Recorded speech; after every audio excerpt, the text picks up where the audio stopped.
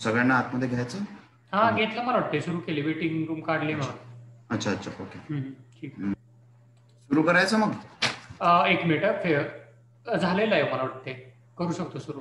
ठीक आहे. नमस्कार, मी आकाश नवघरे, बीजोत्सव आणि शेकरू फाउंडेशन तर्फे आज या वेबिनारमध्ये सर्वांचं स्वागत करतो. आज आपल्या सोबत आहे सुभाष शर्मा. सुभाष शर्मा हे गेल्या कित्येक वर्षापासून यवतमाळ येथे यशस्वीरित्या सेंद्रिय शेती करत आहेत. त्यांनी पिकवलेला भाजीपाला म्हणजे एकदम रेकॉर्ड तोड भाजीपाला ते करत असतात आणि त्याला बरीच यवतमाळमध्ये, वर्ध्यामध्ये, नागपूरमध्ये मागणी असतात आणि एकदम सेंद्रिय पद्धतीने ते शेती करतात. बरेच विदर्भातले लोक त्यांच्याकडे म्हणजे त्यांची शेती बघायला, त्यांची शेती ऍक्च्युली कशी आहे आणि त्यातनं काय आपल्याला शिकायला मिळू शकते यासाठी बरेच लोक त्यांच्या शेतावर जात असतात आणि सुभाष शर्माजी स्वतः पण बऱ्याच लोकांना याबद्दल गाईड करत असतात की सेंद्रिय शेती करायची सुरुवात कशी करायची, मॅनेजमेंट कसं करायचं आणि याबद्दलच्या बऱ्याच गोष्टींबद्दल. तर आज सुभाष शर्माजी आपल्याला मातीच्या सुपीकतेबद्दल सांगणार आहे. म्हणजे आपल्याला जर शेती सुरू करायची असेल तर सुरुवातीपासूनच आपण काय काय पद्धतीचा अवलंब केला पाहिजे किंवा सुरुवातीला काय गोष्टी करायला पाहिजे त्यांनी आपल्या मातीची सुपीकता वाढेल, या सर्व गोष्टींबद्दल आज आपल्यासोबत सुभाष शर्माजी आहे. ते मातीची सुपीकता कशी वाढवावी याबद्दल आज आपल्याला गाईड करेल. सुभाष काका. नमस्कार मंडळी. मी 1994 पासून नैसर्गिक शेती करतो आहे. 94 पासून आजतागायत जे काही मला अनुभव मिळाले त्याच्यातून आज एक विषय आपण घेतोय, मातीची सुपीकता. 94 पासून आजतागायत नैसर्गिक शेतीत माझा एक गुरु झाला निसर्ग, आणि त्याच्याकडून मिळणारं ज्ञान हे अद्भुत होतं. मातीची सुपीकता कशी वाढवावी हे मी त्याच्याकडूनच शिकलो. सगळ्यात महत्वाचं त्याने शेती म्हणजे काय हे शिकवलं. का शेती म्हणजे अन्न निर्माण करण्याची जी क्रिया असते त्याचं नाव आहे शेती. याच्यातून माती घडते, म्हणजे अन्न निर्माण करण्याच्या क्रियेतून माती घडते. हा शास्त्र ज्यावेळी आपल्याला लक्षात येतो त्यावेळी आपला पूर्ण फोकस मग मातीच्या सुपीकतेवर सोप्या रीतीने जाते. दुसरं आहे पाणी. पाण्याने मातीची सुपीकता वाढते हे लक्षात आलं. मग पाणी वापरायचं कसं, त्याला जिरवायचं कसं, त्याला थांबवायचं कसं, त्याच्यामुळे कशी सुपीकता वाढते, का वाढते हे पण लक्षात आलं. ते कारण त्या गुरुपाशी प्रचंड ज्ञानाचा भंडार आहे. त्याला फक्त एकदा गुरु मांडण्याची गरज आहे आणि त्याच्या अनुषंगाने आपण श्रमाच्या आधारावर ते करता येईल. तिसरा हवा. हवेने मातीची सुपीकता वाढते. हे सगळे म्हणजे शेती म्हटलं तर 3 बिंदू महत्वाचे. शेती म्हटलं तर अन्न म्हणजे शेती. आता अन्न कोणाचं, तर फक्त मनुष्याचंच नाही तर संपूर्ण सजीवाच्या अन्नाचा विचार ज्या व्यवस्थेत होतो त्या व्यवस्थेतून मातीची निर्मिती होते. म्हणजे अन्न हा एक महत्वाचा घटक आहे. त्याचं शास्त्र आपण हळूहळू समजून घेऊ. दुसरा पाणी. पाणी हे पण समजून घेणं म्हणजे शेती समजून घेणं, हवा समजून घेणं. आता या सगळ्या गोष्टीचा ज्यावेळी उहापोह झाला त्यावेळी माझं लक्ष गेलं सृष्टीच्या निर्मितीकडे. म्हणजे मग मला वाटलं का मातीचं सायन्स, मातीचं विज्ञान हे संपूर्ण सृष्टीच्या निर्मितीत दडलेले आहे. म्हणजे सगळ्यात मोठा कोणतं विद्यापीठ असेल या जगातला किंवा या सृष्टीतला तर तो आहे सृष्टीचा विज्ञान. सृष्टीचा विज्ञान हे सगळ्यात मोठं शिक्षणाचं फार मोठं साधन आहे. आता मी हे सगळं करत असताना मग सृष्टीच्या निर्मितीकडे लक्ष गेलं. त्या सृष्टीच्या निर्मितीत पूर्ण शेती निर्माण करण्याची स्किल आहे. आता ही सृष्टीची निर्मिती झाली कशी, थोडक्यात आपण त्याचा विचार करूया आधी. तर सृष्टीचं निर्माण हे सूर्यापासून निश्चित अंतरावर पृथ्वी नावाचा ग्रह निर्माण झाला आणि त्या पृथ्वीच्या ग्रहावर सृष्टीची निर्मिती झाली. आता ही निर्मिती करत असताना सूर्यप्रकाश हा सगळ्यात महत्वाचा शास्त्र आहे शेतीचा. म्हणजे तो माती घडवतो, पाणी घडवतो आणि हवाही घडवतो. म्हणजे सूर्यशक्तीचा जिथपर्यंत आपल्याला अभ्यास होत नाही तिथपर्यंत मातीचा अभ्यास पूर्ण होत नाही, तिथपर्यंत शेतीचा अभ्यास पूर्ण होत नाही. म्हणून सूर्यप्रकाश हा सगळ्यात महत्वाचा बिंदू आहे पहिला प्रारंभी. आपण लहानपणी लगोरी खेळत होतो तर दगडावर दगड रचवायच्या टप्प्याने, तसे टप्प्याटप्प्याने पृथ्वीची निर्मिती झाली. एकाच दमाने काही पृथ्वीची निर्मिती झाली नाही, सृष्टीची निर्मिती झाली नाही. तर सगळ्यात आधी सूर्यापासून निश्चित अंतरावर पृथ्वीचा निर्माण झाला आणि मग हळूहळू कालांतराने सृष्टीची निर्मिती, पृथ्वीची निर्मिती जवळपास त्याचा इतिहास आहे 450 कोटी वर्षाचा. हे सगळं मातीबरोबर निगडीत आहे म्हणून मी आपल्याला सांगतो आहे. सगळं 450 कोटी वर्षापूर्वी पृथ्वीची निर्मिती झाली. आता पृथ्वीची निर्मिती झाल्यावर मग 60 कोटी वर्षापूर्वी या पृथ्वीवर माती आणि पाणी अवतरलं. म्हणजे माती आणि पाणी घडवण्यासाठी 450 कोटीतून 60 कोटी वजा केले तर तब्बल 390 कोटी वर्ष निसर्गाला माती पाणी घडवण्यासाठी लागलं. आपण बिघडवलेली माती क्षणात कशी होणार दुरुस्त, त्याच्यासाठी आपल्याला खूप प्रयत्न करावा लागेल आणि त्या प्रयत्नाचे 3 महत्वाचे सूत्र आहेत. आपल्याला या सगळ्याचं ज्ञान असणं गरजेचं आहे. आपल्याला त्याची योजकता आखता आली पाहिजे आणि श्रम हे देवानं अमूल्य उपहार दिलाय, ते भरपूर आपण केलं पाहिजे. तर हे सगळं शास्त्र, शेतीचं शास्त्र आपल्याला लक्षात येईल. मग निश्चित अंतरावर पृथ्वीची निर्मिती होऊन 60 कोटी वर्षापूर्वी मातीन पाणी घडलं. पण पाण्याचा बाष्प होतो आहे सूर्यशक्तीमुळे, पण त्याला वाहून नेणार सिस्टम नाही. तर सृष्टीने मग वृक्षाची आणि वनस्पतीची निर्मिती केली. आता वृक्ष आणि वनस्पती हे 55 कोटी वर्षापूर्वी झाले. म्हणजे हे शास्त्र उभं करायला नेचरला 5 कोटी वर्ष लागले. आपण कसं क्षणात हे उभं करणार सगळं? कारण बिघडून टाकली आपण सगळी व्यवस्था.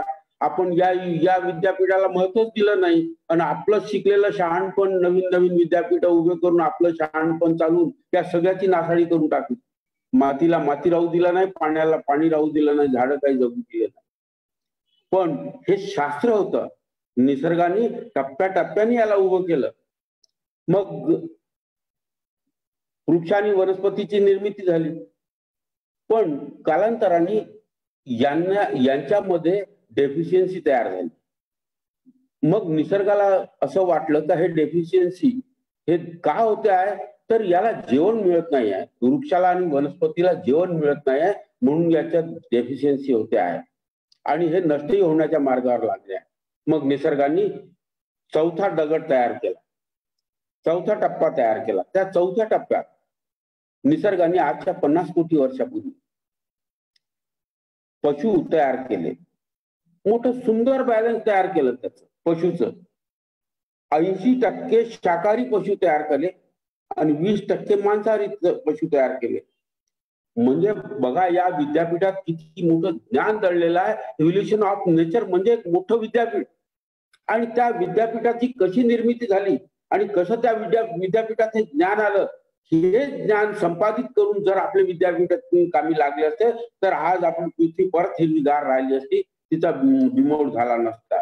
पण आजच्या विद्यापीठात म्हणतो आपण एज्युकेटेड होऊन निघतो विद्यार्थी, तिथे नाही अनएज्युकेटेड होऊन निघतो. सगळं संपवण्याचं काम करतो.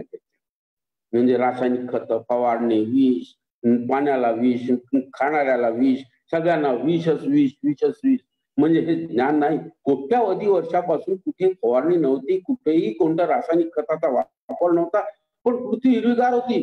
का बाबा आम्ही त्यांच्यापासून ज्ञान घेतलं नाही? हे म्हणजे महत्वाचं शास्त्र जे आहे ते निसर्गाने उभं केलं.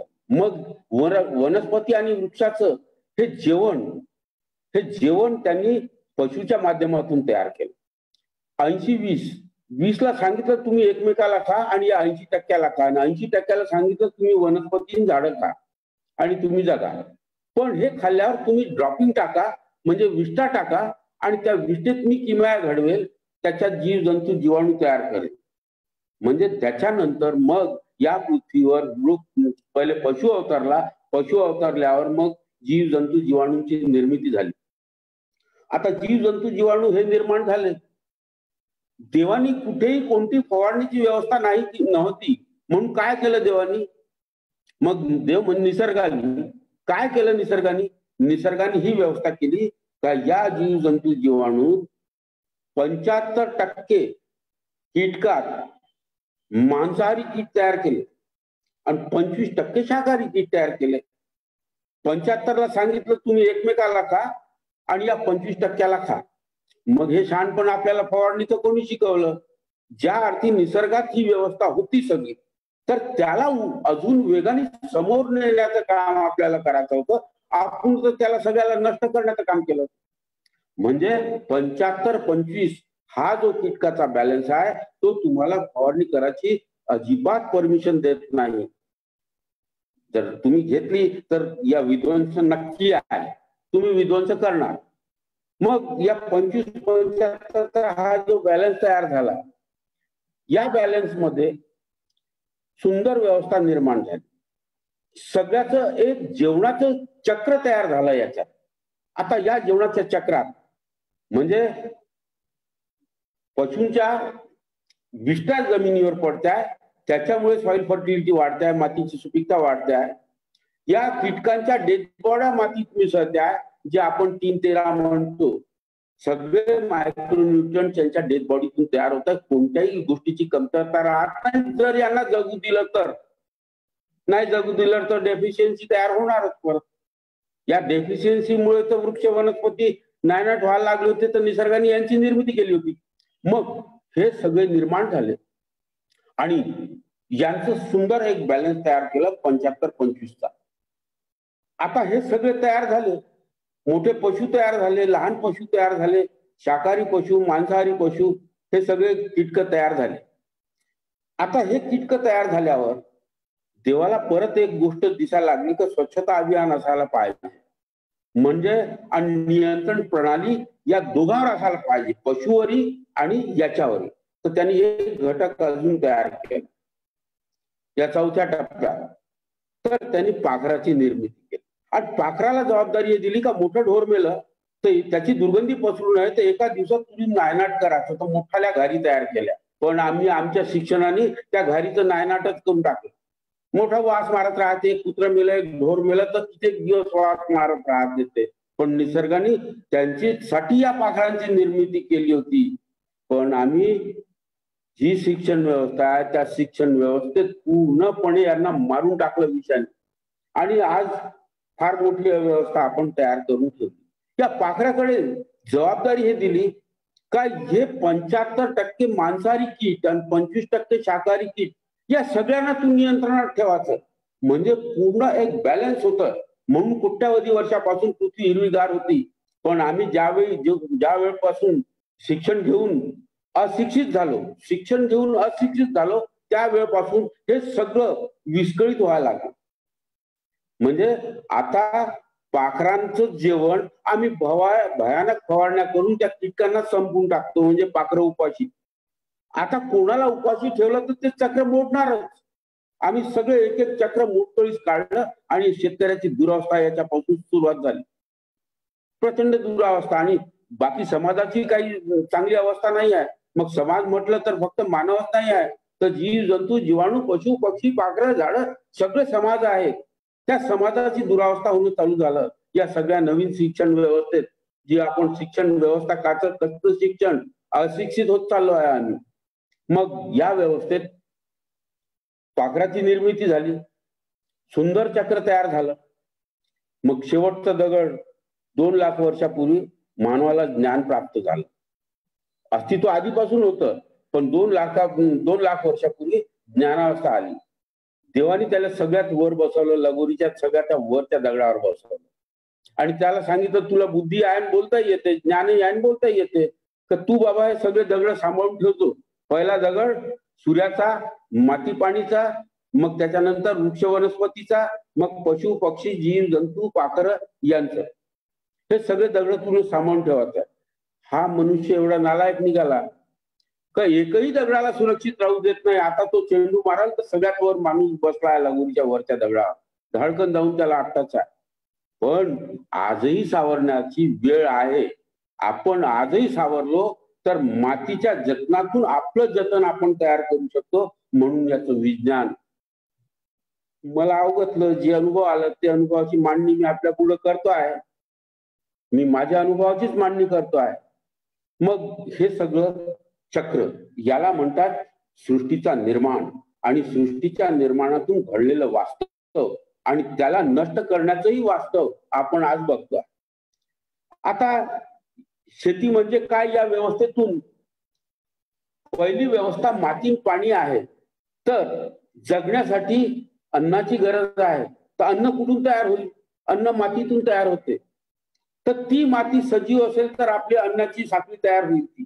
ती साखळी वरच्या दगडांनी तयार होते. मग दुसरी, आपण सगळे सजीव अन्नाने जिवंत राहतो, तसंच पाण्याने जिवंत राहतो. तर पाण्याचं चक्र हे सरळ समुद्राबरोबर झाडाबरोबर जुळलेली व्यवस्था आहे ती. तर पाण्याला आपण समजून घेतलं का पाणी येतं कसं जातं कसं हे लक्षात आलं तर मातीची सजीवता हे तयार होईल. म्हणजे दुसरा महत्वाचा जो मुद्दा आहे सजीवांच्या गरजेचा, पहिला जसं अन्न आहे, अन्न मी फक्त मानवाची गोष्ट नाही करत, मानवानी काही सृष्टी चालत नाही. सृष्टी चालते समस्त जीव जंतू जीवाणूंनी, झाडांनी, पाखरांनी, यांनी सृष्टी चालत असते. म्हणून सगळ्यांचं अस्तित्व हे टिकण्यासाठी त्यांच्या अन्नाचं सांगतोय, त्यांच्या पाण्याचं सांगतोय का त्यांना निर्मळ पाणी, शुद्ध पाणी मिळणं हे त्यांचं मूलभूत अधिकार आहे. आणि ते अधिकार आम्ही आजच्या विज्ञानाने हिरावून घेतलेलं आहे सगळं ते. म्हणजे तेही एक महत्वाचा मुद्दा आहे त्याच्यातला. तसंच हवा, हवा हे सगळ्या सजीवांसाठी जगण्यासाठी महत्वाचा मुद्दा आहे. म्हणून ज्या व्यवस्थेत अन्न तयार होते ती व्यवस्था म्हणजे शेती. ज्या व्यवस्थेत पाणी तयार होते ती व्यवस्था म्हणजे शेती. ज्या व्यवस्थेत हवा तयार होते ती व्यवस्था म्हणजे शेती. म्हणजे मित्रांनो, मला हे अवगतलं का अन्न, पाणी, हवा याची निर्मिती मी जिथपर्यंत करत नाही तिथपर्यंत मी शेतकरी नाही. तिथपर्यंत मी शेतकरी नाही. मग मी या सगळ्या व्यवस्थेची निर्मिती केली आणि हळूहळू निर्मिती केली म्हणजे निसर्गच माझा गुरु झाला आणि कार्यातून, कर्मातून एक एक गोष्ट अवगत होत गेली. एक एक गोष्टीचं ज्ञान येत गेलं. मग का कोणतं संबंध कोणाबरोबर कसा आहे आणि त्याच्यातून मग एक एक मार्ग मिळत गेला. तर आजचा मूळ विषय, आता मी आधी थोडक्यात त्याची भूमिका मांडली का शेती म्हणजे काय. शेती म्हणजे जे काही सृष्टीची निर्मिती आहे त्या सृष्टीच्या निर्मितीतच शेतीचं विज्ञान दडलेलं आहे. तर खरं तर विद्यापीठाच्या लोकांनी या कोट्यावधी वर्षाचा अभ्यास करून त्या अनुषंगाने त्यानुरूप शिक्षण व्यवस्था घडवणं गरजेचं आहे. तर संपूर्ण सजीव समाज हे सुरक्षित राहील. विषय आहे मातीच्या सुपीकतेचा. तर मी मातीच्या सुपीकतेविषयी माझे अनुभव आपल्यापाशी मांडतोय. मी कशी माती घडवतो. तर माती घडवण्यासाठी मुख्य 4 घटकांचा वापर केला. म्हणजे मला जे काही अवगतलं तर या 4 व्यवस्थेतून आपण मातीची उत्तम सुपीकता घडवू शकतो. कारण देवानी, निसर्गाने यांची निर्मिती करूनच मातीची सुपीकता तयार केलेली आहे. मी 4 महत्वाचे घटक तयार केले आणि त्या 4 घटकाच्या आधारावर मातीची सुपीकतेचे एक मूल्यांकन केलं. तर ते 4 घटक आहे. मी पशुपालन केलं. मी एक विषय निसर्गात बघा, देवाने जेवढ्याही पशुची निर्मिती केली आहे सगळे पशु उपयोगी आहे आपल्या शेती व्यवस्थेत. मग तो वाघ असो का उंट असो का शेळी असो का घोडा असो का म्हैस असो का गाय असो. पशुपालन, मी हा शब्द पशुपालनात आपण गोपालन म्हणतो. गोपालन कासाठी तर हे सगळ्यात गरीब जीव आहे आणि याचे बैल आपल्या शेतीत खूप चांगल्या रीतीने राबून आपल्या शेतीला खूप मोठा हातभार लावतात. म्हणून गाय हे सगळ्यात, गोपालन हे सगळ्यात महत्वाचा विषय आहे. पण बाकीच्या पशूंची याच्यामुळे उपयोगिता संपते असं नाही. फक्त अनुपयोगी कोणता आहे, आपण मानव निर्मित जे पशु तयार केले म्हणजे जर्सी गायी तयार केल्या, त्या जर्सी गायी आपल्या अजिबात उपयोगाच्या नाही. आपल्या उपयोगाचे निसर्गाने जे काही पशु निर्माण केले आहे सगळे पशु आपल्या उपयोगाचे आहे. म्हणून पहिला पशुपालन मी नाव देतो. गोपालन तुम्ही समजू शकता. मी गोपालनच करतो आहे. मी काही वाघ पाळत नाही, शेतीत काही हत्ती पाळत नाही. मी गोपालन, कारण सगळ्यात सोयीचं तेच आहे आपल्यासाठी, आणि त्याचा शेणाचा आणि गोमूत्राचाही फार अनन्यसाधारण महत्व आहे. म्हणून गोपालन पहिला घटक शेतीच्या सुपीकतेसाठी पहिली महत्वाचा जो दुवा आहे तो गोपालन. शेतीच्या सुपीकतेचा जर विचार केला आपण, मातीच्या सुपीकतेचा जर विचार केला, तर वृक्षाशिवाय मातीची सुपीकताच घडत नाही हे मला लक्षात आलं. मग मी वृक्षाचं खूप चांगलं नियोजन केलं. आणि तिसरा, पाखराचा गोंगाटा असल्याशिवाय मी मातीची सुपीकताच तयार करू शकत नाही हे लक्षात आलं. तर झाडं आले तर पाखरही आपोआप आले.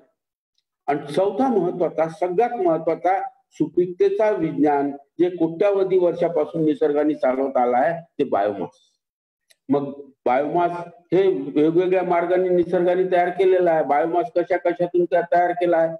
पशूंच्या ड्रॉपिंग मधून, त्यांच्या डेड बॉडीतून, जीवजंतूच्या डेड बॉडीतून आणि पिकांच्या अवशेषातून हे निसर्गाने बायोमास मोठं तयार करून खूप सुपीक माती तयार केली होती निसर्गाने. तसंच आपल्याला करायचं आहे. म्हणजे बायोमासचा सिद्धांत आपल्या शेतीत आपल्याला रुजू घालायचा आहे. म्हणजे बायोमास हे सगळ्यात महत्वाचा सायंटिफिक साधन आहे आपल्यापासून. तर ते हे 4 महत्वाचे मुद्दे मातीच्या सुपीकतेत मला लक्षात आले. आता या मातीच्या सुपीकतेत एक एक बिंदूचा आपण 4 गोष्टीचा विचार केला: गोपालन, वृक्ष, पाखरं आणि अवशेष. हे मातीची सुपीकता वाढवतात कसं, याच्यावर आपण चर्चा करूया. माझे अनुभव आपलं पुढे कथन करतो मी. तर गोपालन केलं मी, आणि या गोपालनातून मग म्हशी असेल तरी त्याचंही शेण चालेल, घोड्याचंही चालेल, बकऱ्याचंही चालेल आणि गाईचंही चालेल, सगळ्याच चालेल, जे आपण पोसू शकतो त्यांचं. मी यांच्या शेणखतापासून त्याच्या गुणवत्ता वाढवून त्याचा वापर केला, आणि त्याच्या गुणवत्तेचा वापर करून मी वेगवेगळ्या प्रकारचे खतं तयार केले. खूप आधी चुकलं, काही बरोबर नव्हतं, काही खर्चिक होतं. हळूहळू अभ्यास करता करता मग सोप्या सोप्या पद्धतीने याला समजून घेण्याचं शास्त्र तयार झालं. मी एक पहिला खत तयार केला अलौकिक खत, दुसरा खत तयार केला गोसंजीवक खत. आता हे 2 खत, याला गुणवत्ता मी तयार केली आणि त्याचा वापर मी शेतीत करायला. आता अर्थातच यांच्या ड्रॉपिंग मधून जीवजंतू जीवाणूंची निर्मिती होणारच होणार. म्हणजे मग याचा गुणवत्तापूर्वक कसा तयार केला, तर अलौकिक खताविषयी मी सांगतो. आज मातीच्या सुपीकतेसाठी शेणखत निव्वळ वापरलं नाही, तर 1 टन शेणखत घेऊन, आधी बरंच चुकलो होतो, चुकल्याचं काही वर्णन करत नाही, जे यशस्वी झालं त्याच वर्णन करतो, जे सोपं झालं कमी खर्चाचं झालं त्याचं वर्णन करतो. 1 टन शेणखत याच 2 फूट उंचीचा ढीग मी तयार केला, आणि 2 फूट उंचीचा ढीग तयार झाल्यावर त्याच्यात चौरस ढीग तयार करून 4 किलो गुळाचं पाणी घेतलं, आणि 4 किलो गुळाचं पाणी हे समान मात्रेत मी त्याच्यावर फेकून दिलं. आता 4 किलो गुळाचं पाणी मारून दिलं, समान मात्रेत फेकून दिलं, पण नंतर एवढं पाणी मारलं का ते गुळापर्यंत ओलं होऊन जाईल. 30 दिवसांनी परत त्याच्यावर पाणी मारलं. 50 ते 60 दिवसात चहाच्या पत्तीसारखा खत तयार झाला, आणि त्याची गुणवत्ता काही पटीने वाढली. आता गुणवत्ता कशी वाढली, तर मी ज्या पिकात त्याचा वापर करतो ते पिकं मला सांगते आहे या खतामुळे आमच्यात खूप जोम आहे, खूप चांगलं पिकते. हेच माझं दृष्टांत विज्ञान आहे, ही दृष्टी आहे ते बघण्याची. मग हे तयार झालं हे खत 50 ते 60 दिवसात. आता याचा उपयोग फायदा काय आहे याच्यामुळे? गुळामुळे ते शेणखत चांगलं अजून फर्मंट होते, ओलावा आपण देतो 50 दिवस ते पाण्याचा, त्याच्यामुळे जीवाणूंची संख्या कैक पटीने वाढते त्याची, आणि ते उत्तम दर्जाचं खत तयार होते. या खताचा वापर केला.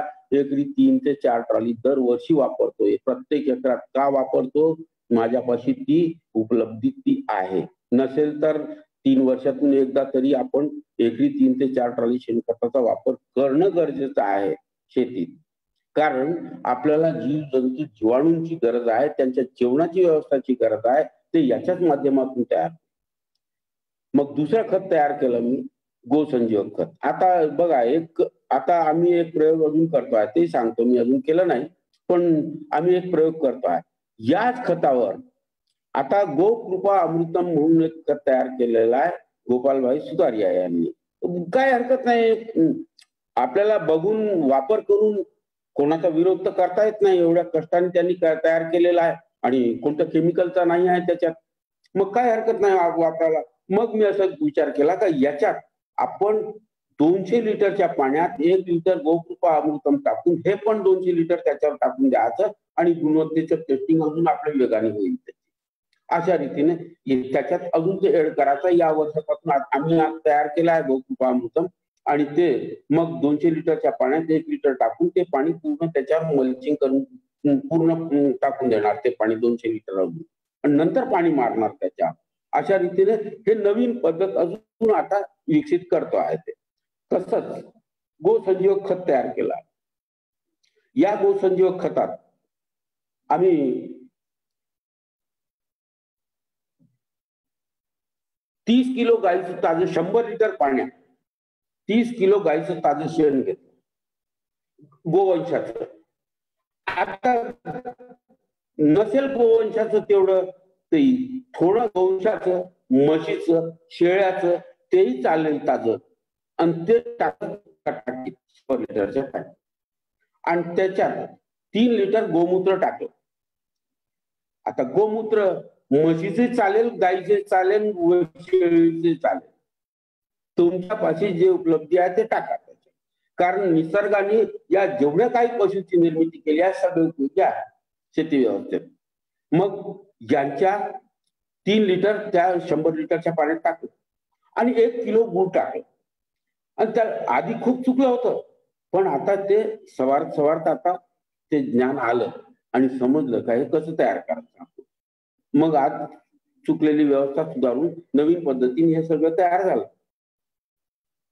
मग हे 10 दिवस याला फर्मंट होऊ द्यायचं आहे, आणि 10 दिवसानंतर पाण्याबरोबर याचा वापर 8 महिने करू शकतो आपण. पावसाळ्यात शक्य होत नाही, पण तुम्ही जर कष्ट करू शकला तर जमिनीवर सोडता येईल त्याला. पण पावसाळ्यात, त्यानंतर हिवाळ्यात आणि उन्हाळ्यात याचा वापर आपल्याला करता येईल पाण्याबरोबर, सिंचनाच्या पाण्याबरोबर.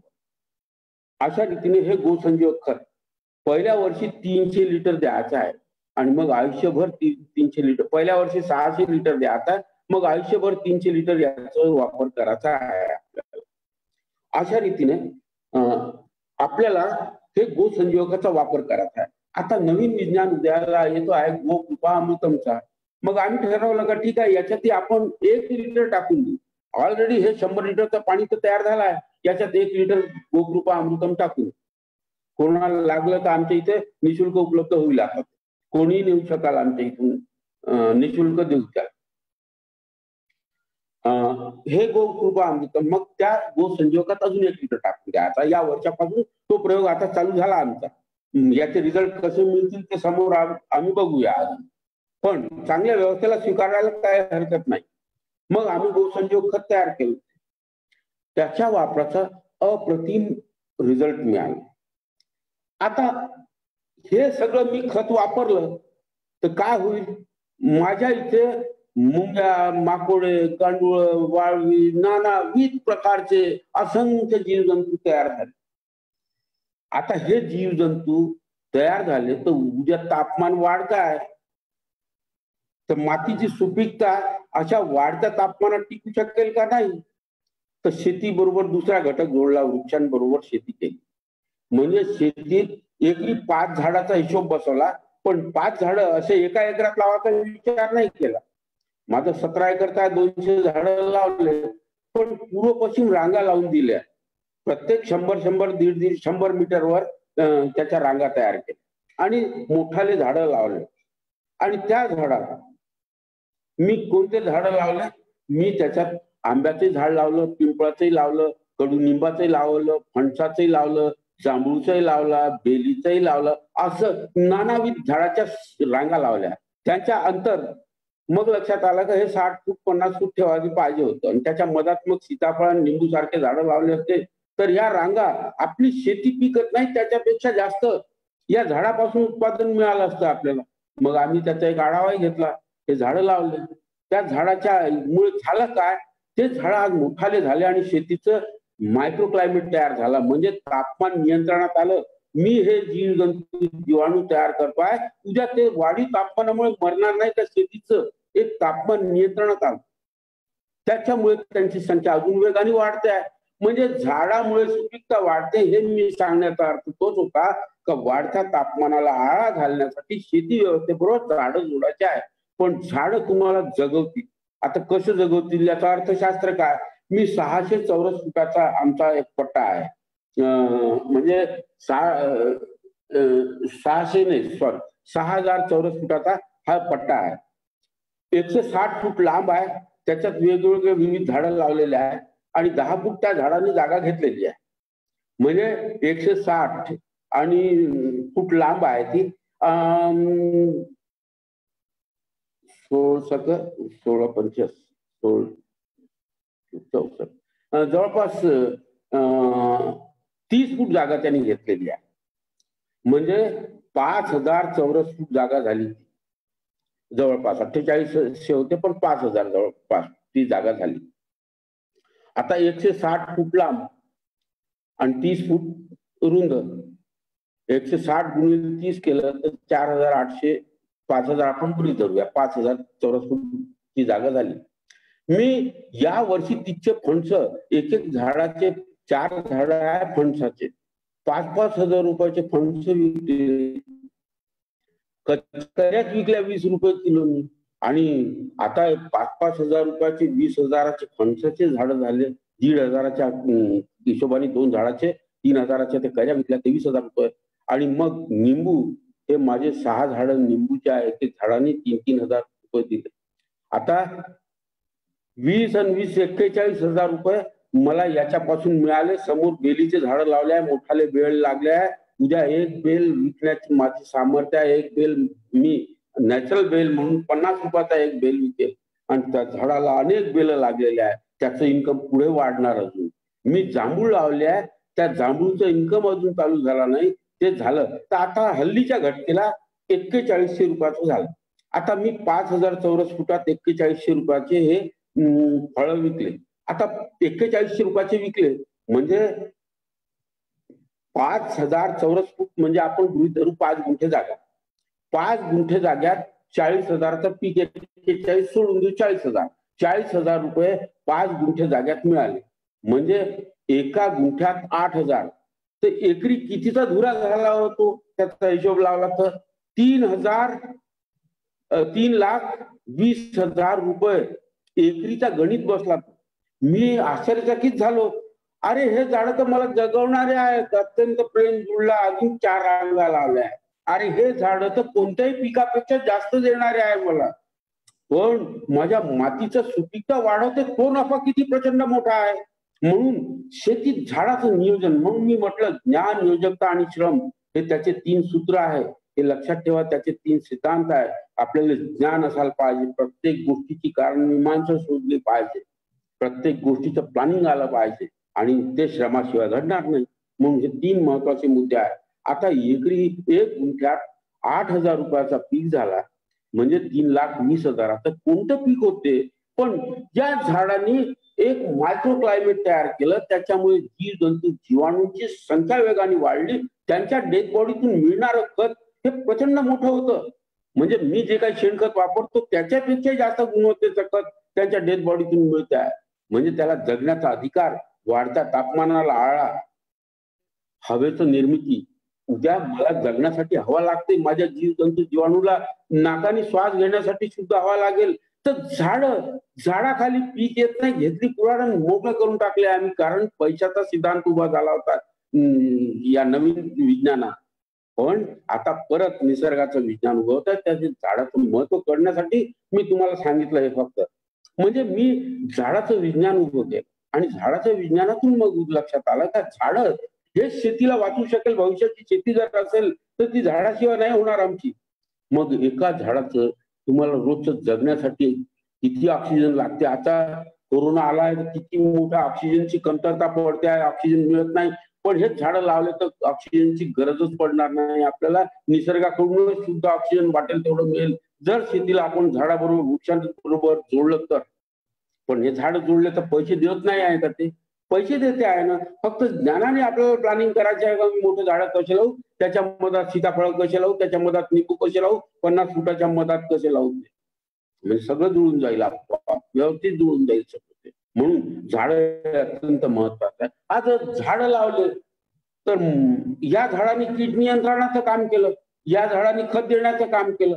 म्हणजे झाड हे कीड नियंत्रण करते, झाड हे खत देते. कसं देते आता ते सांगतो. झाडं लावली, अक्षरशः गोंगाटा पाखराचा माझ्या शेतात जवळपास हजारोच्या संख्येने पाखर झाडामुळे आले, ते झाडामुळे रमरान झाले ते. आणि ते पाखरं कोणतीच फवारणी करत नाही, सगळे कीटकाला जगण्याचा अधिकार आहे, मस्त आनंदाने पोट भरते, पोट भरला का विष्ट टाकते. म्हणजे झाड आहे म्हणून पाखरं आले, पाखरं आहे म्हणून कीट नियंत्रण झालं, आणि कीट नियंत्रण झालं, पोट भरला. हजारो पाखरं 365 दिवस त्यांची विष्ठा पडत्या शेतीत, डोळ्यांनी दिसत नाही, खताचा कारखाना उभा झाला आहे. किती केलं हो या निसर्गाने, किती केलं हो या पाखरांनी मला मदत. मग आम्ही चुकलो, आम्ही प्रेम करणं शिकावं, झाडावर प्रेम, पाखरावर प्रेम, जीवाणूवर प्रेम, गाई बैलावर सगळ्या प्रेम म्हणजे शेती. मग हे शिकलो, त्याच्यात पाखरं तयार झाले, पाखरांकडून मोठी सुंदर व्यवस्था उभी झाली. आता हे पाखरही घडले. पहा आता गोपालनात जीवजंतूला वृक्ष मदत करते आहे, तापमानाच्या म्हणजे एसीच्या वातावरणात राहण्यासाठी वृक्ष मदत करते आहे. पाखरं त्यांना वृक्ष जगवते आहे, म्हणजे घरही दिलं त्यांना, आणि जेवायचं साधन उपलब्ध आहे, कोणती फवारणी करत नाही तर ते जगते आहे. ते तिन्ही तयार झाले. पण आता जीवजंतू जीवाणू एवढ्या मोठ्या संख्येने उभे झाले तर त्यांना जेवण लागते. तर त्यांच्या जेवणाची व्यवस्था करण्यासाठी बायोमासची स्किल उभी केली का नाही. हे बायोमास म्हणजे अवशेष म्हणजे जीवजंतू जीवाणूंचं जेवण आहे. हे जिथपर्यंत घडत नाही तिथपर्यंत माझ्या मातीचा ऑर्गॅनिक कार्बन आणि हे जीवांची संख्या वाढणार नाही. त्यावेळी अवशेषांचा वापर करण्याची स्किल तयार केली. हे कोणत्या मार्गातून? तर हे 3 मार्गातून घडू शकते किंवा 4 मार्गातून घडू शकते. एक, पिकात निघालेलं तण. तण हे मोठं वैभव आहे शेतकऱ्याचं, फक्त याची स्किल आली पाहिजे का मला केव्हा काढायचा आणि केव्हा याचा उपयोग करायचा आहे. मला हे तण म्हटलं काय बघा, शेताचे अवशेष म्हणजे शेतातल्या पिकाचे अवशेष म्हणजे तण, हिरवळीचं खत म्हणजे तण, पिकात निघणारं तण म्हणजे तण. पण यांना केव्हा काढायचं केव्हा ठेवायचं ही स्किल आपल्याला तयार झाली पाहिजे. तर मोठं बायोमास आपण तयार करून मातीची गुणवत्ता कैक पटीने एका वर्षात वाढू शकतो. निव्वळ शेणखताने चालणार नाही, आपल्याला बायोमास काय समजून घ्यावं लागेल, कारण या बायोमासमुळेच जीवजंतू जीवाणू हे चांगल्या पद्धतीने जगू शकतात. मग मी बायोमास साठी तणांचा वापर केला. पावसाळ्यात निघणारे तण उचलून धुऱ्यावर टाकले. पण मी म्हटलं ज्ञान, युजकता आणि श्रम कुठेही कमी पडू दिलं नाही. जे ढीक पावसाळ्यात मी जमा केलं अंगणीने एप्रिल मे मध्ये टाकून परत ते शेतात टाकलं. म्हणजे पावसाळ्यात मी आधी ठेवून द्यायचं तसं ते खूप माझाचे आणि नैसर्गिक शेतीचा पट्ट्याबोळ होऊन राहिला होता. मग म्हटलं नाही रे बाबा, हे तण केव्हा उचलायचं केव्हा ठेवायचं हे ज्ञान आपल्यात आलं पाहिजे. मग पावसाळ्यात पूर्ण उचलतो, हिवाळ्यात आणि उन्हाळ्यात उचलायची गरज नाही, सिंचन माझ्या हातात आहे म्हणून ते निंदन केलं का जागा राहू देतो. उचलण्याचा खर्च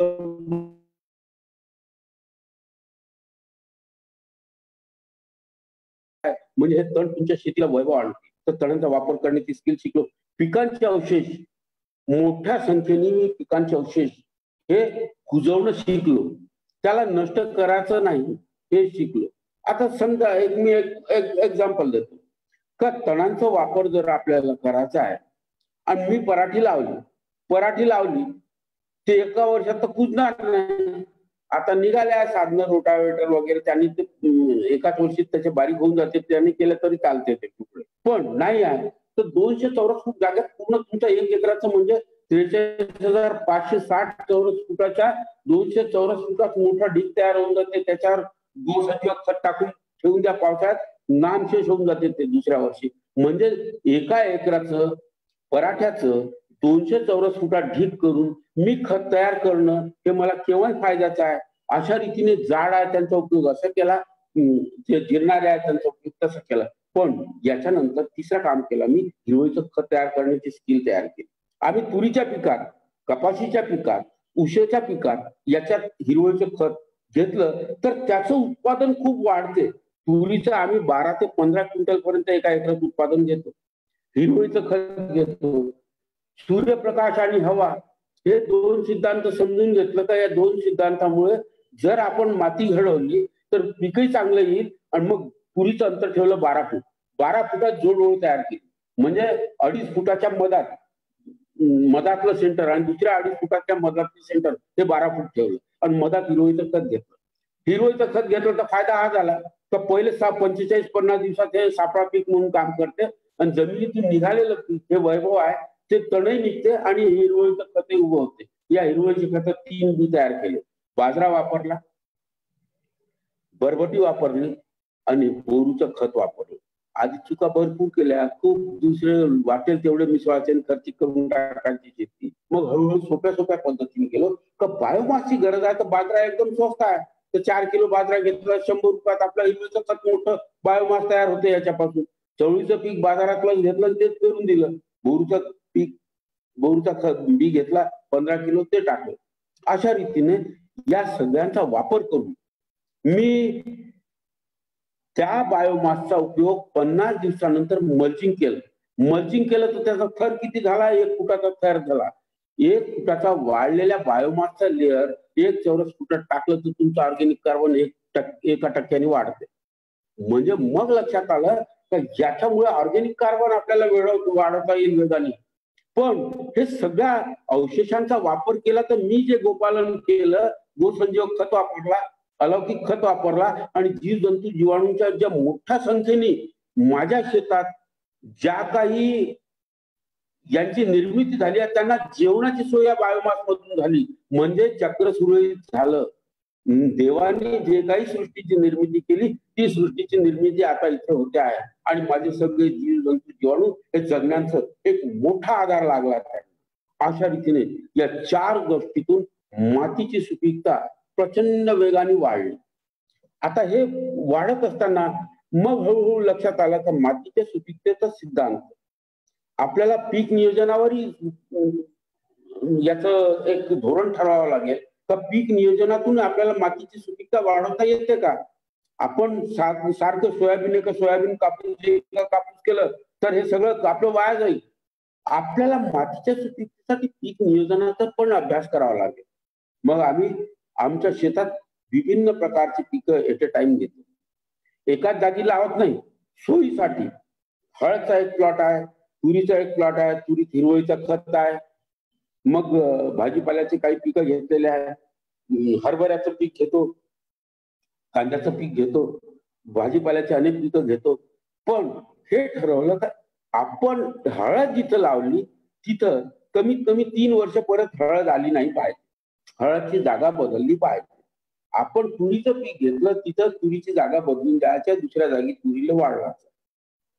अशा रीतीने त्या पीक नियोजनातून मग वेगवेगळे मार्ग हे अभ्यास करून त्याचा पीक नियोजनाचा हा एक क्रम ठरवला. आणि त्या मग लक्षात आलं की मी हळद लावली. आज हळद माझी 3.5 फुटाच्या वर उंच आहे. ते जवळपास 4 फुटाच्या वर जाईल. आता खालचं कंद, एका झाडाचा कंद अर्धा किलो पासून 1 किलो पर्यंत कंद येते. त्याचा अर्धा किलो तर पक्का असते, पण 1 किलो पर्यंत कुठे कुठे कंद जातात ते. आता 4 फुटाचा बायोमास वर आहे, कंद खाली आहे. कंद आम्ही जमा करून घेतो आणि जेवढाही हळदचा बायोमास आहे तो बायोमास, कारण त्यांनी जे काही सूर्यशक्ती घेतली आहे, सन हार्वेस्टिंग केला आहे, त्याच्या मोठ्या मोठ्या पानांनी ते सन हार्वेस्टिंग केलेला बायोमास पूर्ण मातीत जिरून टाकतो. म्हणजे पिकातून खताची निर्मिती, उत्पादन मिळालं. हळद किती मिळते तर 120 क्विंटल पर्यंत आम्ही गेलो. हळद एका एकरात 120 क्विंटल पर्यंत उत्पादन होते. 20-22 क्विंटल त्याचा पावडर तयार होतो. आम्ही पावडरची स्वतः विक्री करतो. अशा रीतीने पैसाही मिळतो, म्हणून श्रमशक्तीचा आम्ही सन्मानही करतो चांगला. मग या हळदचा बायोमास तुम्ही विचार करा, पसरलेला बायोमास तुम्ही दृष्टिक्षेपात आणा किंवा मी त्यांना व्हिडिओ दिलेले आहेत, जर व्हिडिओ टाकू शकले तर ते हळदच्या पिकाचा व्हिडिओ दाखवा. त्याचा फोटो दाखवा, तुरीच्या पिकाचे फोटो दाखवा, असे वेगवेगळे. अशा रीतीने मी त्या हळदचा बायोमास, मग तूर पिकाचं त्याचा पानगळ आणि त्याच्यात मिळणारं ते हिरवळीचं खत, याचा बायोमास त्यांनी जमिनीची सुपीकता तयार केली. मग त्याच्यानंतर तुरीवर काकड्या लावल्या, टरबूज लावले, जानेवारी महिन्यात ते निघालं. तर त्याच्यानंतर मग त्याचं नियोजन केलं. तर या सगळ्यांनी मोठं बायोमास तयार केलं आणि चांगलं उत्पादन मिळालं. मग तूर जिथं घेतली तिथं तूर घेतली, तिथं पुन्हा तूर न घेता जिथं हळद घेतली तिथं तीर घ्यायचा, आणि तूर घेतली तिथं हळद घ्यायचा. अशा रीतीने पिकाच्या नियोजनातून वेगवेगळ्या प्रकारे मी त्याचं नियोजन केलं. मग आता चवळीच्या शेंगा लावल्या, तर आता चवळीचं शेंगा मार्च महिन्यात लावायचं. मार्चच्या शेवटी जून जुलै मध्ये ते निघून जाते. ते कंट्रोलवर केलं, पाणी थांबवायचं. थांबवलेलं पाणी शेतातच थांबवलं तर शेतातली माती शेतात थांबली, म्हणजे सुपीक माती वाहून गेली नाही. हेच मातीचं जतन आहे. तर मी पिकातून मातीचं जतन कसं करू शकतो, शेताच्या बाहेर माती वाहून नाही गेली पाहिजे, त्याच्यासाठी मी काय प्रयत्न करतोय, तर मी चवळीचं पीक निवडलं. तूर लावली, हळद लावली, लॉकिंग करून टाकतो पावसाळ्यात. लॉकिंग केली तर फायदा काय झाला, पाणी थांबला, पाणी जिरला, माती 1 ग्राम वाहून गेली नाही. किती माती वाहून जाते, तर जवळपास 5 ते 10 टन उताराच्या क्रमानुसार एकरी वाहून जाते आमची दरवर्षी माती. मातीचं जतन, एवढी सजीव माती घडवतोय, हे वाहून गेली तर कसं चालणार. आता नैसर्गिक शेती आहे, पाणी थांबवलं तर अजिबात नुकसान नाही कोणत्याही पिकाचं. रासायनिक शेतीत पाणी थांबवलं तर तुमचं पिकच वाया जाते, पिकच पिवळं होऊन जाते पूर्ण. पण या शेतीत पाणी थांबवलं तर अजून जोमदार येते, पाण्याने ऊसाचं उत्पादन वाढते. हे लक्षात आलं का पावसाळ्याच्या पाण्याने ऊसाचा साखरेचा प्रमाण खूप वाढते. म्हणजे पावसाळ्यात ऊसात पाणी थांबवा, थांबून ते जिरलं तर माती वाहून गेली नाही. ते पाणी जिरलं तर त्याच्यात 50% वापर करा, म्हणजे भूगर्भाचा पाण्याचा साठा हळूहळू वर येईल. वर आलं का आपल्या जीवजंतूला जे मॉइश्चर लागते ते मॉइश्चर तयार होते, आणि मॉइश्चर तयार होणं म्हणजेच जमिनीची सुपीकता तयार करणं, म्हणजे पाण्यातून जमिनीची सुपीकता. अशा रीतीने पिकातून जमिनीची सुपीकता, असे वेगवेगळे मार्ग आपल्याला त्याचा अवलंब केला तर निश्चितच आपण खूप चांगल्या पद्धतीने मातीची सुपीकता तयार करू शकतो. आता मी म्हटलं का मी चवळी लावली तर हे भान ठेवलं का या चवळीच्या पिकाचं पूर्ण बायोमास मातीत कुजवायचं, म्हणजे झाली सुपीकता. म्हणजे सगळीकडे तर तूर लावून हिरवळीचं खत घेऊ शकत नाही मी. मला मिळते 12 क्विंटल 15 क्विंटलचं उत्पादन, पण एकच पीक नाही घेऊ शकत मी, कारण बहुविविधता असल्याशिवाय चांगलं अन्न तयार होत नाही, फेर पालट होत नाही. म्हणून वेगवेगळ्या पिकाची संरचना पण ज्ञानानं, मी म्हटलं ज्ञान, योजकता आणि श्रम हे अत्यंत महत्वाचे मुद्दे आहेत त्याच्यातले. मग मी चवळीचं पीक लावलं, आणि चवळीच्या पिकात नंतर त्याला तसंच ते पाऊस येते खूप. आता द्विदल आहे, कंट्रोलच्या सऱ्या असतात, कंट्रोलमुळे पूर्ण पाणी जाग्यावर थांबवतो तिथं पावसाळ्यावर. जुलैमध्ये पीक संपून जातो, कोणतेही पीक घ्यायची इच्छा करत नाही, तर हे पाणी तू थांब माझ्या शेतात आणि तिथंच जिरत राहा. पीक ते आता संपलं तरी चालते, कारण मला पैसा भरपूर मिळालेला असतो चवळीच्या पिकातून. मग मी हे पाणी तिथं वर्षभर मुरू देतो, आणि ऑक्टोबर महिन्यात ती जमीन तयार करून तिथे कांद्याची लागवड करतो. विक्रमी कांदा आहे, कारण एवढं मोठं बायोमास दिलेला आहे, पाणीमुळे मॉइश्चर सिस्टम तयार झालाय, जीवाणूच्या डेथ बॉडी तिथे मोठ्या प्रमाणात मिसळल्या, कांद्याचं उत्तम पीक येते. म्हणजे एक तो पॅटर्न तयार केला. मग कोळ्याचं पीक घेतलं, तर मग इकॉलॉजिकल पीक पाहिजे आपल्याला. मग मी कोळ्याचं पीक घेतल्यावर त्याचा अवशेष पूर्ण तिथेच काढून टाकतो, आणि त्याच्यानंतर मग कोथिंबीरीचं पीक घेतो. कोथिंबीरीचं आणि कोळ्याचं पीक घेतलं तर त्याच्यानंतर कोथिंबीरीचं पीक आमच्या इथं असं विशिष्ट बियाणं आहे इंदोरी, तर ते अनेक वर्षापासून त्याचा वापर करतो. त्याचं वैशिष्ट्य एक हिरवी कापणी होते, आणि नंतर त्याला बियाणं येतं. बियाणं आलं त्यावेळी अक्षरशः मन आनंद बेभान होऊन जाते, कारण अक्षरशः लाखोच्या संख्येने मधमाशा असतात त्या पिकावर. म्हणजे हे इकॉलॉजिकल क्रॉप निवडून आपण आपल्या जमिनीची सुपीकता वाढवायची आहे, म्हणजे उत्पादनही वाढवायचं आहे, आणि उत्तम जातीचं बियाणे तयार करायचं आहे. उत्तम बियाणे घडते आणि मातीची सुपीकता पण घडते. अक्षरशः लाखोच्या संख्येच्या मधमाशा तिथे तयार होतात एका एकरात. आता एका एकरात लाखोच्या संख्येने मधमाशा झालं तर त्यांचं सगळ्यांचं पीक ते वाढवणार. हरभऱ्यावर अक्षरशः मधमाशा दिसतात हरभऱ्याच्या फुलावर, म्हणजे तुरीच्या फुलावर. अशा रीतीने प्रत्येक फुलासाठी मधमाशा, आणि त्याच्यातून मग जमिनीची सुपीकता आपण तयार करतो. ही जमिनीची सुपीकता अशा वेगवेगळ्या मार्गाने आपल्याला तयार करता येईल. आपण जर हे सगळे सूत्र लक्षात घेतले, म्हणून आजचं विज्ञान, खरा जो विज्ञान आहे तो निसर्गाला धरून चालणारा विज्ञान आहे. तो त्याच नाव शेती आहे. म्हणजे विध्वंस करणारा हा विज्ञान नाही, तो एक व्यापार व्यवस्था आहे जी आपल्या शेतकऱ्यावर जुळलेली व्यवस्था आणि आपली अधोगती करून टाकलेली आहे. म्हणून खूप श्रम करा, खूप ज्ञानाचा वापर करा, प्लॅनिंग करा. खूप दडलेलं आहे शेतीत. मग या मालाचे मार्केटिंग खूप महत्वाची ठरते. ते करणं आपण समूहाने आलो, समूहाने केलं तर उद्याही बाजार आपल्या जवळ येतील. म्हणून मित्रांनो, मातीच्या सुपीकता हा एकच विषय आपण घेतला, पण याचे मुद्दे 5 आहे. माती आहे, मातीला आम्ही माती म्हणत नाही, आई म्हणतो. ती आमची आई आहे, कारण प्रेम करणं शिकवलं त्यानं. म्हणून माती हा आईचा दर्जा द्या त्याला. आईचा दर्जा दिला तर तुमच्या आपोआप त्याचे संबंध प्रेमाचे तयार होईल. मग त्याच्याबरोबर दुसरा महत्वाचा शेतीच्या शास्त्रात मुद्दा पाण्याचा आहे. कधी घेऊ आपण ते. तिसरा बियाण्याचा फार महत्वाचा मुद्दा आहे. चौथा पीक नियोजनाचा आहे.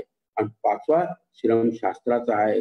तर श्रम हे कसं असते, काय असते, सगळं समजून घेणं म्हणजे शेतीच्या स्किल्स आहे. तर या 4 गोष्टीवर कधीतरी चर्चा करूया. आज फक्त मातीच्या सुपीकतेविषयी माझ्या अनुभवाचा कथन होता. एवढं काही चुकलं तर माफ करा. नमस्कार. सुभाष काका, खूप खूप धन्यवाद तुमच्या माहितीबद्दल. बऱ्याच वेगवेगळ्या गोष्टींबद्दल तुम्ही, म्हणजे माती सुपीकता वाढवायसाठी फक्त मातीच हे फॅक्टर नसून बऱ्याच सगळ्या गोष्टी यामध्ये असतात, याबद्दल तुम्ही खूप छान माहिती दिली. आता मी सर्वांना विनंती करतो की तुम्हाला जे प्रश्न असतील ते तुम्ही स्वतःला अनम्यूट करून सुभाष काकांना प्रश्न विचारू शकता. आणि चॅट बॉक्स मध्ये जे तुम्ही ऑलरेडी प्रश्न विचारलेले आहेत ते मी प्रश्न आता सुरुवातीला घेतोय. ठीक आहे. आणि फक्त आता सध्या आम्ही माती रिलेटेडच प्रश्न घेऊ. नंतर माझ्या मोबाईलची बॅटरी हे चार्जिंग संपत आलेलं आहे थोडं. अच्छा, ठीक आहे. आपण लवकर संपवायचा प्रयत्न करू. मयूर यांचा प्रश्न आहे की गाळ शेतात आणून टाकला तर त्यांनी मातीची काही म्हणजे सुपीकता वाढते का? किंवा काही लोक मीठ वापरतात, किंवा काही लोक विदाऊट नांगरणी जे शेती करतात, झिरो टिलेज फार्मिंग, तर याबद्दल तुमचं काय मत आहे? मयूर यांचा प्रश्न. बघा, पहिला तळ्याची गाळ घेऊ आपण. तळ्याची गाळ मी म्हटलं का कोणत्याही मातीला सजीव करण्यासाठी आपल्याला इतर घटकांचा आधार घ्यावाच लागते. निव्वळ तळ्याच्या गाळीने उत्पादन येणार नाही. तुम्ही त्याच्यावर आश्रित राहू नका. मी जे काही मुद्दे तुम्हाला सांगितलं, गोसंजीवक खत आहे, शेणखत आहे, बायोमास आहे, झाडं लावणं आहे, पाखरं आहे, हे यांच्या आधारावर मातीची सुपीकता. तर एक डोक्यातून काढून टाका फक्त तळ्याची गाळ वापरली म्हणजे झालं आपलं माती सुपीक झाली. नाही, त्याने सुपीक नाही होत. त्या सगळ्या गोष्टीचा. नंबर 2, मिठाचा वापर करायची आपल्याला काही गरज नाही. मीठ हे देव जे काही ज्या प्रमाणात तयार करते तेच त्याचं महत्वाचं साधन आहे. आपल्याला अतिरेक करायचा नाही मिठाचा वापर करून. नैसर्गिक संसाधनांचा वापरच करायचा आहे आपल्याला. म्हणून मीठ हे शक्यतो शेतीत वापरणं टाळायचं. तिसरा मुद्दा जो आहे तो कोणता होता? तिसरा मुद्दा झिरो टिलेज फार्मिंग विदाऊट नांगरणी. बिलकुल तुम्ही तुमचं कौशल्य पणाला लावा. झिरो टिलेज फार्मिंग हे सगळ्यात महत्वाचं आहे. पण तुम्हाला किती यश मिळते, तणाचं नियंत्रण तुम्ही कसं करता, म्हणून हे तुमच्या कौशल्यावर निर्भर आहे. म्हणून आपलं कौशल्य पणाला लावून जर तुम्ही केलं तर डन, चांगलं आहे ते झिरो टिलेज. आणखी कुणाला काही प्रश्न असेल तर त्यांनी स्वतःला अनम्यूट करून लगेच प्रश्न विचारा. आपण ऑलरेडी बराच उशीर झालाय. एक प्रश्न आहे, चुनखडीत जमीन कशी सुधारावी, दुरुस्त कशी करावी चुनखडीची जमीन? हा, त्याच्यात तुम्ही तळ्याचा गाळाचा वापर करून बाकी हे मी संसाधन सांगितलं त्याचा वापर करा. ते वेगाने सुधारते ती जमीन. हॅलो, बोला. नमस्कार सर, आवाज येतो का सर? हो येतोय, बोला. हा नमस्कार सर, मी अमित मेहत्रे बोलतोय यवतमाळ म्हणून. तुम्ही जे गो संजीवनी खत सांगितलं त्यामध्ये जे गुळ वापरण्यासाठी सांगितलं, ते गुळ नेमका काळा असावी गोरा असे 2 प्रकारचे गुळ मिळतात मार्केटला, त्यातलं कोणतं चांगलं असेल? काळा गुळ वापरा. ओके, धन्यवाद सर. तर मला एक प्रश्न विचारायचा होता. हॅलो, येतोय, विचारा. बोला बोला. माझं मी पण असं नैसर्गिक शेती करतोय गेले 3-4 वर्ष आदिवासी मुलांबरोबर इकडे धानू तालुक्यामध्ये. तर आम्हाला म्हणजे उत्पन्न काय एवढं येत नाही. म्हणजे आपली अजून पण जागा एकदम हे बंजर होती सुरुवातीला, आता सुधारत चालली आहे. पण फळं आम्ही पण फळबाग लावलेली आहे, पण त्याला पण फळं काय एवढी काही जास्त येत नाहीये. त्याला काय उपाय आहे का? आम्ही जीवामृत वगैरे सगळं वापरतो. तुमचं चांगली फळधारणा होण्यासाठी, चांगले फळ दर्जेदार मिळण्यासाठी 1 वर्षाचं झाड आहे त्याला 1 टोपलं अलौकिक खत टाका. 2 वर्षाचा आहे 2 टोपले टाका. 3 वर्षाचा आहे 3 टोपले टाका. 4 वर्षाचा आहे 4 टोपले टाका एका झाडाला.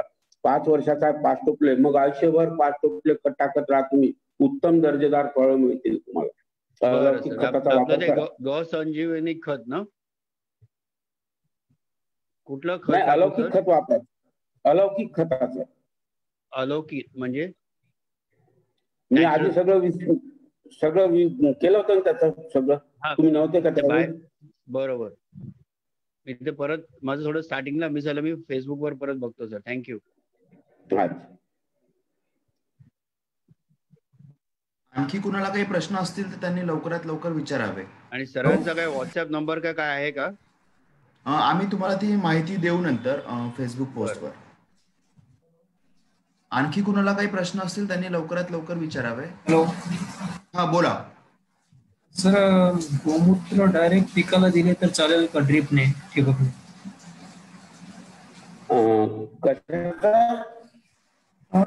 गाईचं गोमूत्र ठिबकने दिले तर चालेल का सर अद्रक पिकाला?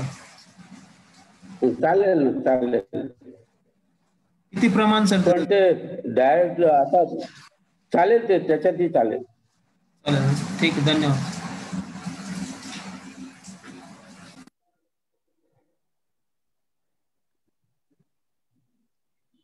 आणखी कुणाला काही प्रश्न आहेत का?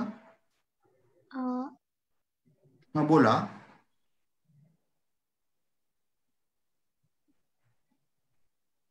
कुणाला प्रश्न नसतील तर आपण इथे थांबूया.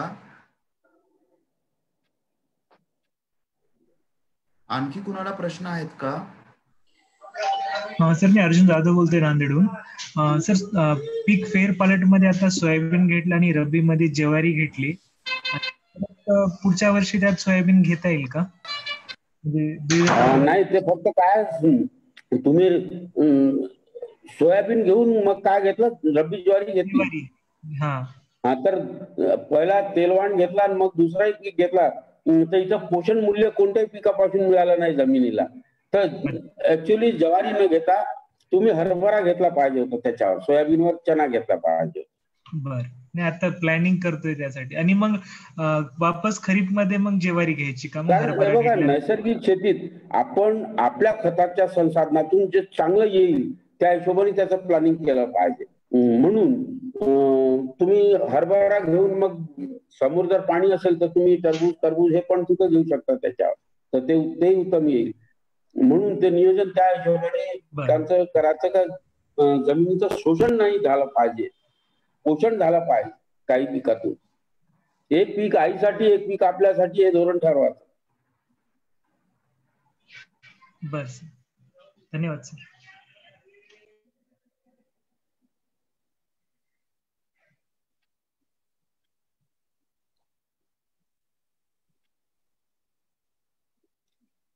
कुणाला काही प्रश्न आहेत का?